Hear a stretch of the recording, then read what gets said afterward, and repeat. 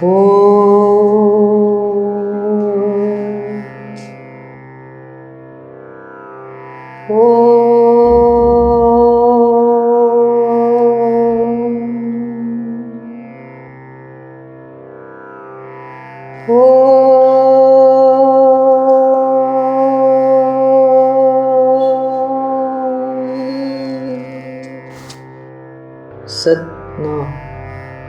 ಜಗತ್ತಿನಲ್ಲಿ ಅವ್ಯಕ್ತವಾಗಿರತಕ್ಕಂತಹ ಮಹನೀಯರು ಜೀವರುಗಳಲ್ಲಿ ತೋರಿಸತಕ್ಕ ಮಮತೆ ಮೇರೆ ಮೀರಿದ್ದು. ಇಂತಹ ಮಹನೀಯರಲ್ಲಿ ಪ್ರಣವಸ್ವರೂಪಿ ಪರಮಹಂಸ ಪರಿವ್ರಾಜಕಾಚಾರ್ಯ ಶ್ರೀ ಶ್ರೀ ಶಾಂತಾನಂದ ಸ್ವಾಮೀಜಿಯವರು ಕೋಟನಾಯಕನಹಳ್ಳಿ, ಕುರುಬರಹಳ್ಳಿ ಮತ್ತು ಗುಬ್ಬಿಯಲ್ಲಿ ಪೀಠವನ್ನು ಸ್ಥಾಪನೆ ಮಾಡಿರುವರು.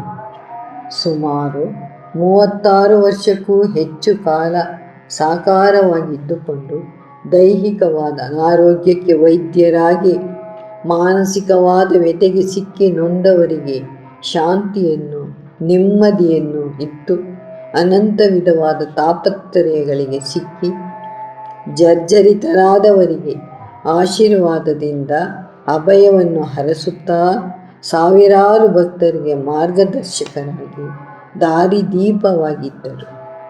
ಆಧ್ಯಾತ್ಮಿಕವಾದ ದಾಹವಿರುವ ಮುಮುಕ್ಷುಗಳಿಗೆ ಜೀವಭಾವ ಕಳೆದು ಆತ್ಮಭಾವವನ್ನು ಅವರ ಸ್ವಾನುಭವದಲ್ಲಿ ನಿಲುಗಡೆಗೆ ವ್ಯಕ್ತಪಡಿಸಿಕೊಡತಕ್ಕಂತಹ ಧೀರ ಗುರುವೇ ಇವರಾಗಿದ್ದರು. ಆದಿಶಕ್ತಿಯಾದ ಪಂಚಮುಖ ಗಾಯತ್ರಿಯ ಸಾಕ್ಷಾತ್ಕಾರ ಪಡೆದು ಯೋಗಿಯಾಗಿ ಬ್ರಹ್ಮಜ್ಞಾನಿಯಾಗಿ ಇದ್ದವರು. ತಾತ ತಾತ ಎಂದೇ ಭಕ್ತರಿಂದ ಕರೆಸಿಕೊಳ್ಳುತ್ತಾ ಭಕ್ತರ ಹೃದಯಕ್ಕೆ ಅವ್ಯಕ್ತವಾದ ತೃಪ್ತಿಯನ್ನು ಅವರ ಅಮೃತ ವಚನದಿಂದ, ಸಂದರ್ಶನದಿಂದ, ಪ್ರಸಾದದಿಂದ ದಯಪಾಲಿಸುವಂತಹ ಮಹಿಮಾನ್ವಿತರು.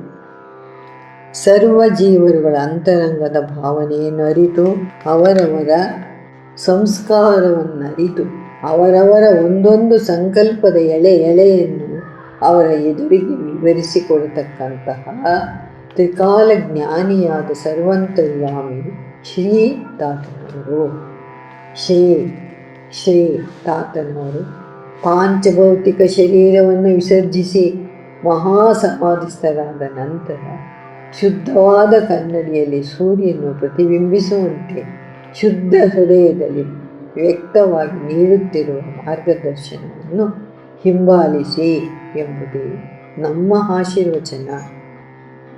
ಕಣ್ಣಿಗೆ ಕಾಣದ, ಕೈಗೆ ಸಿಲುಕದ, ಶಬ್ದಕ್ಕೆ ರಹಿತನಾದ, ಅಂತರ್ದೃಷ್ಟಿಗೆ ಮಾತ್ರ ನಿಲುಕುವ ಶ್ರೀ ಗುರುರಾಯನ ಮಂಗಳ ಮಹಿಮೆಯನ್ನು ಮುಗ್ಧವಾದ ಭಾವನೆಯನ್ನೊಳಗೊಂಡ ಸದ್ಭಕ್ತರು ಸುಪ್ರಭಾತ ಮತ್ತು ಭಕ್ತಿಗೀತೆಗಳ ಮೂಲಕ ಶುದ್ಧಾತ್ಮ ಪ್ರೇಮಿಗಳಾದ ಭಕ್ತ ಸಮೂಹಕ್ಕೆ ಪರಿಚಯಿಸುತ್ತಿರುವರು. ದೃಢ ಸಂಕಲ್ಪದಿಂದ, ಏಕಾಗ್ರ ಚಿತ್ತದಿಂದ ಇದರ ಭಾವಾರ್ಥವನ್ನು ಮನನ ಮಾಡಿದವರಿಗೆ ಶಾಂತಿಯೂ ಮತ್ತು ನೆಮ್ಮದಿಯೂ ಲಭಿಸಲಿ ಎಂದು ಹಾರೈಸುತ್ತೇವೆ. ಓಂ ತತ್ ಸತ್.